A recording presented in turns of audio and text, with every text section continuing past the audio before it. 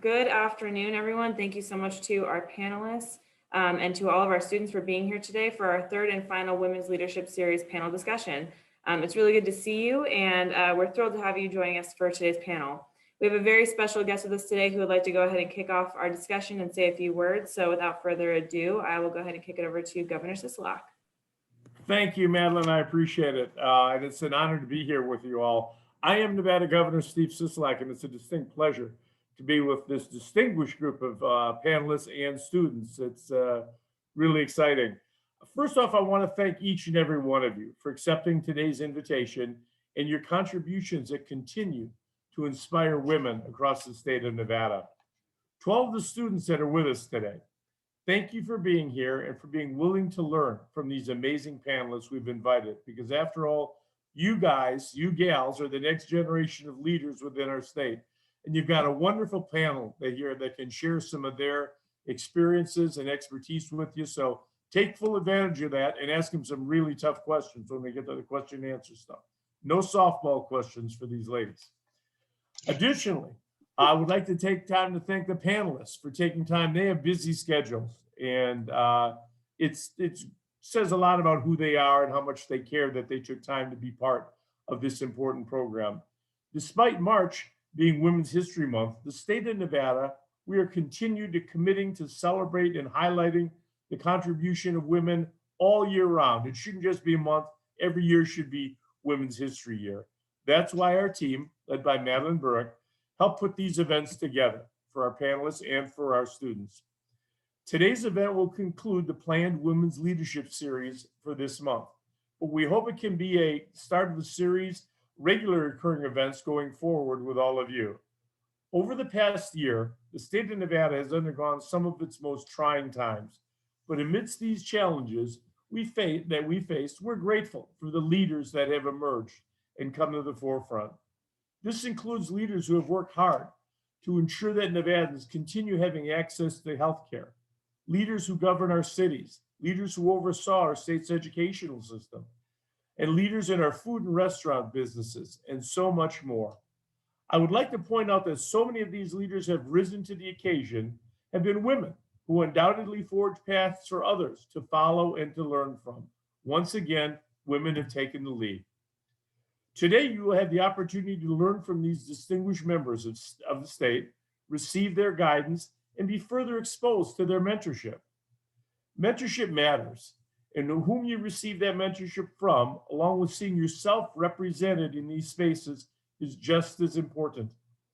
That is why the panelists we've invited here today are all amazing women and leaders with extensive knowledge, unique experiences, and they carry the ability to provide a vast amount of mentorship and guidance with their respective fields. I won't take up any more of your time because I know you're not here to listen to me, but to listen to our amazing panelists. And we can all learn a little bit more from what these ladies have to offer us. I encourage you to ask questions, tough questions. There's no question too tough for these ladies, I can tell you that. They can handle them. That's the best way you can continue to grow and learn from one another. I'm going to take time now. I'm going to turn it over to Madeline, who will introduce our panelists.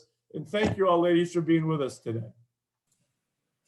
Thank you so much, Governor. And everyone, again, as the Governor mentioned, today's panel is focusing on mentorship and your future. And I am thrilled that we've been joined by today's panel of leaders who all come from various backgrounds and have forged very different career paths. Before I get into the question and answer portion of our panel, I'm going to ask each of our panelists to share a little bit about your background and your current careers, and anything you'd like to share about your previous careers as well. So with that, I think I'd like to go ahead and start with Ms. Trina Giles. Go ahead. Hello, everyone. My name is Trina Giles. I am a native of Las Vegas, Nevada, and I am 48 years old. I have an 18-year-old son, Tyler. Well, no, he's 20 years old now. 20-year-old son, Tyler. I'm the owner of a restaurant called Grits Cafe here in Las Vegas, Nevada. We've been in business now for 14 years. Prior to opening Grits Cafe, I was a firefighter. I became the first Black female firefighter for the Clark County Fire Department in 1996. And I continued my career becoming a firefighter paramedic. And I ultimately became an investigator, a fire investigator, which most people know as arson investigators.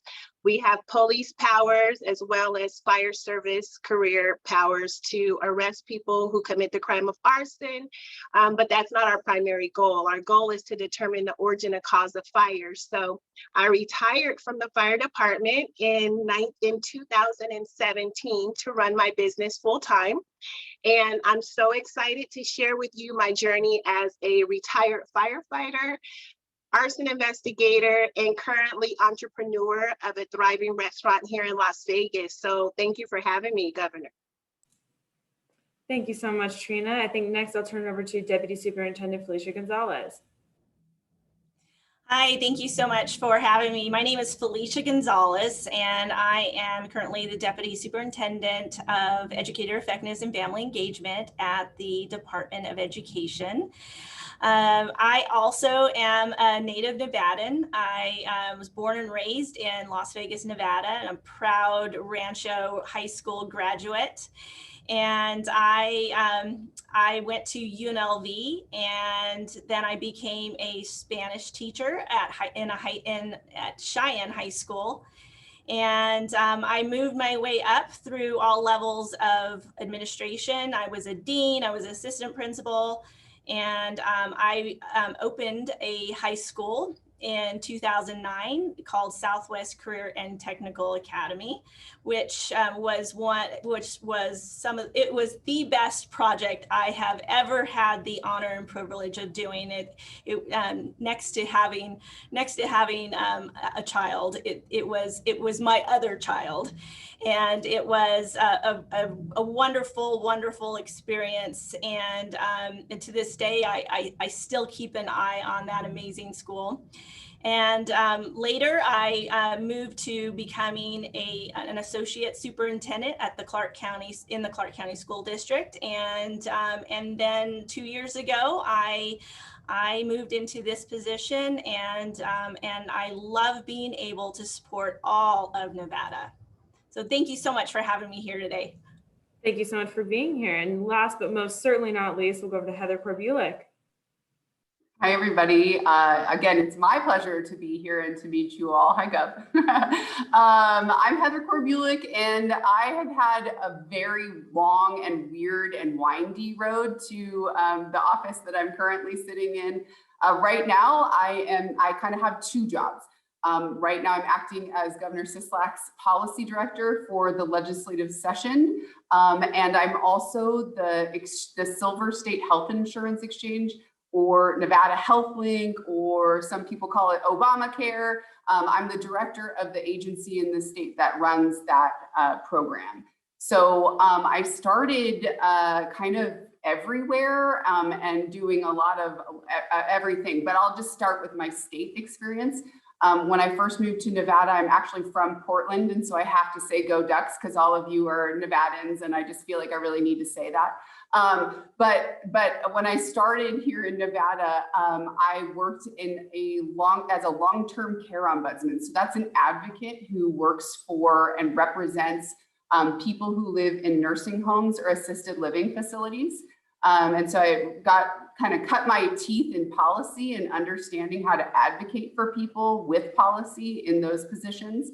And then I became the COO, or the Chief Operations Officer at the exchange, and then the Executive Director. And I'm very honored that Governor Sisolak has asked me to help out through the legislative session as his policy director, because, oh my God, am I learning quite a lot right now.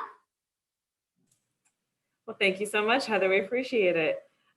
So I have a few questions for you, but I do want to make sure that we have enough time to have our students ask and get their questions answered as well.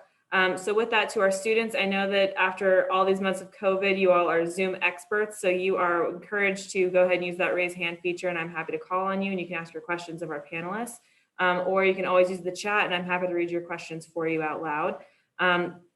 But with that, I'm going to go ahead and kick it off with our first question to get started. And so just to our panelists, you all have really diverse backgrounds that have made such huge strides in your careers, from changing careers to in pursuing new things to, kind of forging your own paths. And I'm curious to know, is there someone in your life who you consider a mentor? And what does mentorship really mean to you? And I'll open it up. I know that our panelists certainly are not a shy group either. So whoever would like to start first. I'll start. So for me, my mother, who recently passed away in June 2020, she was my mentor. And I believe mentorship is guiding people to reach their destiny, whatever that may be, whether it's personal or professional, giving them the encouragement and also the tools to reach their goals. So for me, my mother, she was a lady who went after whatever she decided she wanted to do. She was a single parent of 6 children, and she went from welfare to owning 3 profitable businesses and also helping myself and my sister become entrepreneurs. And so when you have a family member who breaks the cycle of poverty, it really changes your life, and you understand that the sky is the limit. And so whatever you apply yourself to, whatever you dream, you can achieve. And she taught us that by example, by leadership, and by encouragement. So I would say for me, my mom, she will always be my shero. Thank you so much, Trina. Felicia, see you unmuted. Yeah, I'll go next. Trina, just like you, my mom is definitely my mentor. She's been my mentor my whole entire life, and I've also had some other great mentors along the way. But I will say that my mom was someone who taught me that I have to be uncomfortable to grow. And she really encouraged me to push the limits and to raise the ceiling and to step out of my comfort zone so that I can move to that next level, so I could achieve my goals. And like Trina just said, you know, if you can dream it, you can achieve it. And that was something really valuable. That what mentorship is someone who's there long, support you, but not letting you get comfortable, and pushing you gently, but coaching you along the way. That's what mentorship is. Thank you so much. Go ahead, Heather. Well, I feel extremely unoriginal, but I have to say that my mom, Pat McDonnell, was and continues to be the most driving force in my life.